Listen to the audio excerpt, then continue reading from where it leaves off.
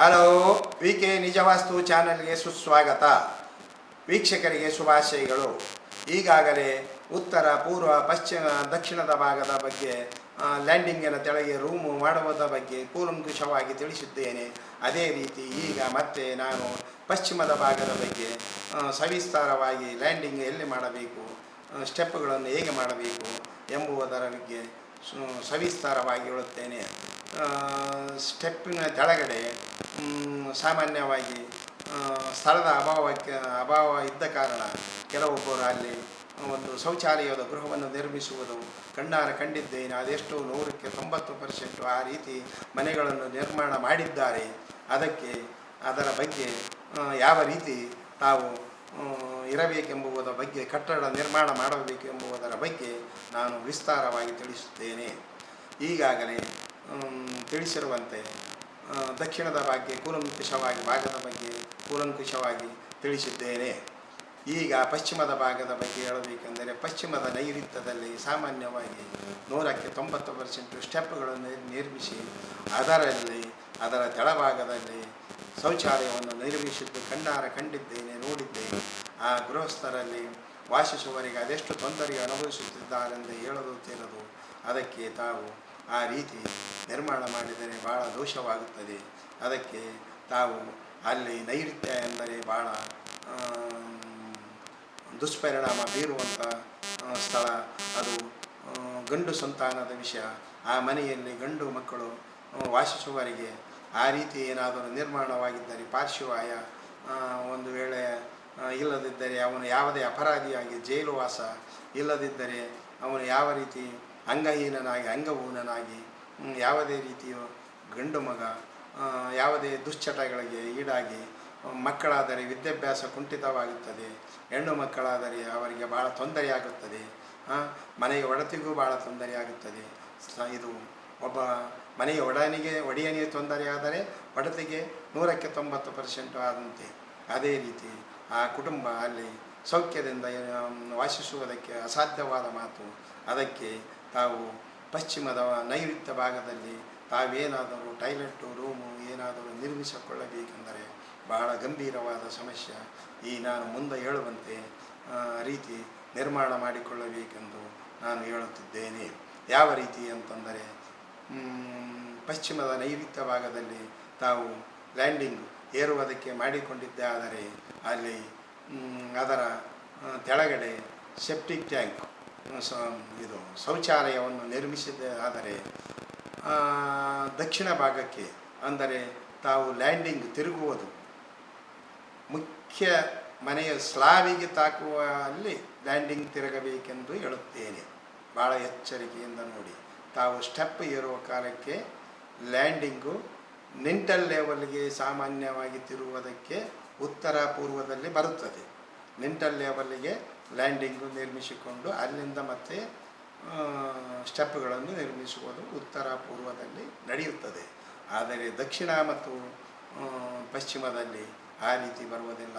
ಯಾವಾಗಲೂ slab level, ಅಂದರೆ landing ಅಲ್ಲಿರಬೇಕು. ಅಂದರೆ ಅಲ್ಲಿ ಲ್ಯಾಂಡಿಂಗ್ ಇದ್ದರೆ ಅದರ ಮನೆಯ ಛಾವಣಿಯ ಎತ್ತರದ ಸಮಾನವಾಗಿರುತ್ತದೆ. ಅಷ್ಟು ಎತ್ತರ ಹೋಗಿ ಲ್ಯಾಂಡಿಂಗು ನಿರ್ಮಿಸಿಕೊಂಡು ಅಲ್ಲಿ ತಿರುಗಿ ಪುನಃ ಉತ್ತರಕ್ಕೆ ಅಥವಾ ಪೂರ್ವದ ಅಭಿಮುಖವಾಗಿ ನಡೆಯುವಂತಾಗುವ ಹಾಗೆ ಛಾವಣಿಯ ಮೇಲೆ ಏರಿದ ಮೇಲೆ ನೀವು ಸ್ಟೆಪ್ಗಳನ್ನು ನಿರ್ಮಿಸಿಕೊಳ್ಳಬೇಕು. ಇದು ಭಾಳ ಗಂಭೀರವಾದ ಸಮಸ್ಯೆ. ಇದು 100ಕ್ಕೆ 90% ಎಷ್ಟೋ ಮಂದಿ ತಪ್ಪುಗಳು ಮಾಡಿದ್ದಾರೆ. ಅವರು ಕಷ್ಟ ನಷ್ಟಗಳನ್ನು ಅನುಭವಿಸುತ್ತಿದ್ದಾರೆ, ನಾನು ನೋಡಿದ್ದೇನೆ. ಅದಕ್ಕೆ ಅಲ್ಲಿ ನೀವು ಒಂದು ವೇಳೆ ಅಲ್ಲಿ ಸೆಪ್ಟಿಕ್ ಟ್ಯಾಂಕು ಏನಾದರೂ ನಿರ್ಮಾಣ ಮಾಡಿದ್ದಾದರೆ, ಶೌಚಾಲಯವನ್ನು ನಿರ್ಮಾಣ ಮಾಡಿದ್ದಾದರೆ ಅಲ್ಲಿ ಸೆಪ್ಟಿಕ್ ಟ್ಯಾಂಕ್ ಅಂತೂ ಮಾಡಲೇಬಾರದು. ಆ ಶೌಚಾಲಯವನ್ನು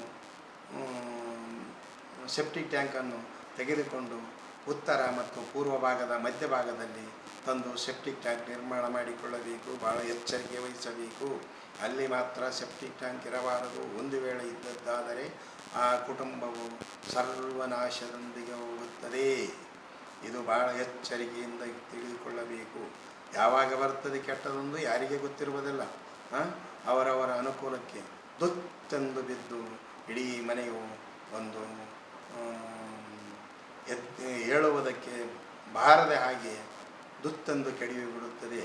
ಆವಾಗ ಏನು ಮಾಡಿದರೂ ನೀವು ಪುನಃ ಮೇಲಕ್ಕೆ ಹೇಳುವುದಕ್ಕೆ ಆಗುವುದಿಲ್ಲ. ಇದು ಬಹಳವಾದ ಗಂಭೀರವಾದ ಸಮಸ್ಯೆ.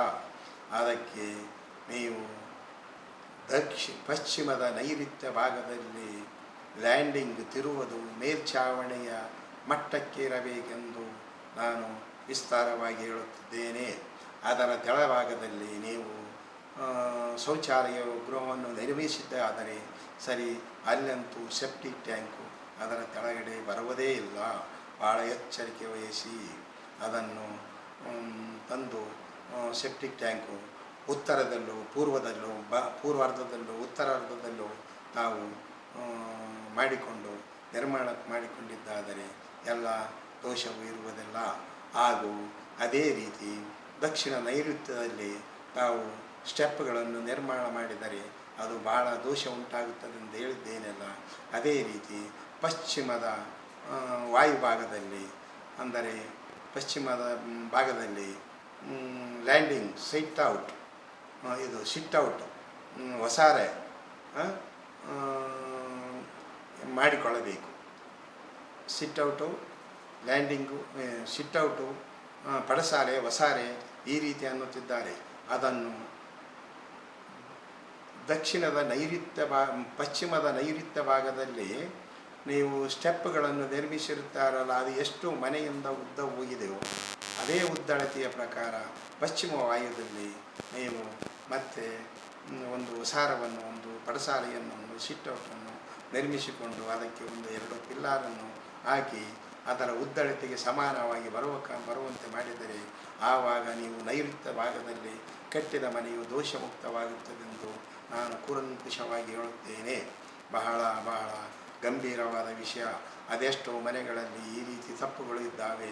ಅದೆಷ್ಟೋ ಮನೆಗಳು, ಕುಟುಂಬಗಳು ನರಕವು ಅನುಭವಿಸುತ್ತಿದ್ದಾರೆಂದರೆ ಅದು ಹೇಳಲು ತೀರದು. ಅದಕ್ಕೆ ಪ್ರತಿಯೊಂದು ಕುಟುಂಬದಲ್ಲಿ ಹೋಗಿ ತಪ್ಪು ಇದೆ ಎಂದು ಹೇಳುವುದಕ್ಕೆ ಅಸಾಧ್ಯವಾದ ಮಾತು.